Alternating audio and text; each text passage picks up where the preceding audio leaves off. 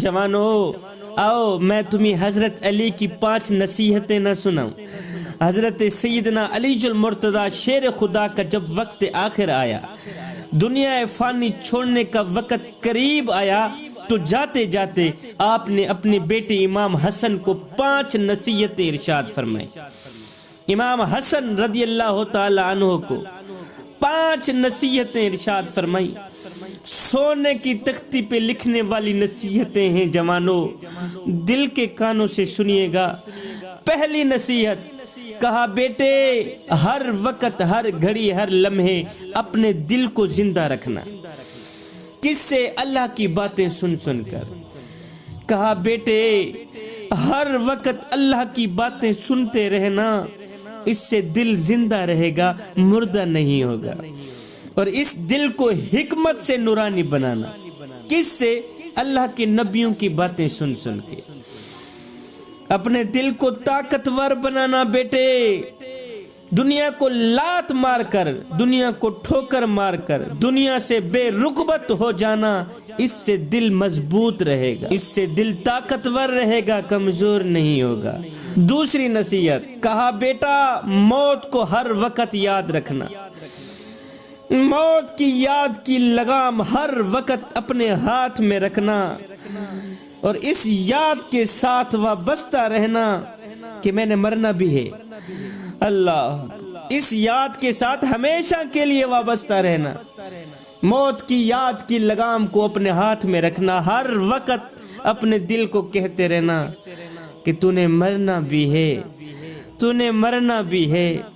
تیسری نصیحت، کہا میرے بیٹے پچھلی قوموں کے قصے اور کہانی اپنے آپ کو سناتے رہنا، پچھلی قومیں جو گزر گئیں ان کے قصے اپنے آپ کو سناتے رہنا، جن کو اللہ نے اٹھا کر پٹخ دیا، زمین میں دھسا دیا، پانی کے طوفان سے اڑا دیا، ہواؤں کے طوفان سے ختم کر دیا، ان قوموں کے قصے اپنے آپ کو سناتے رہنا میرے بیٹے۔ چوتھی نصیحت، کہا میرے بیٹے قبر کی تنہائی کو کبھی نہ بھولنا، قبر کی تنہائی کو کبھی نہ بھولنا، اس لیے کہ ایک دن تو بھی قبر میں جا سوئے گا۔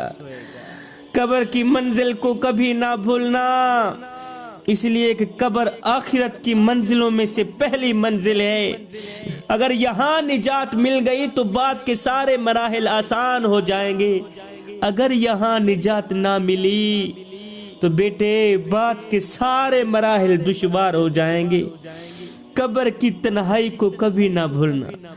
پانچویں نصیحت، سونے کی تختی پہ لکھنے والی نصیحت، جوانو دل کے کانوں سے سنیے گا۔ پانچویں نصیحت، آخری نصیحت، کہا بیٹے او میرے پیارے بیٹے دنیا کے لیے آخرت کو نہ بیچنا۔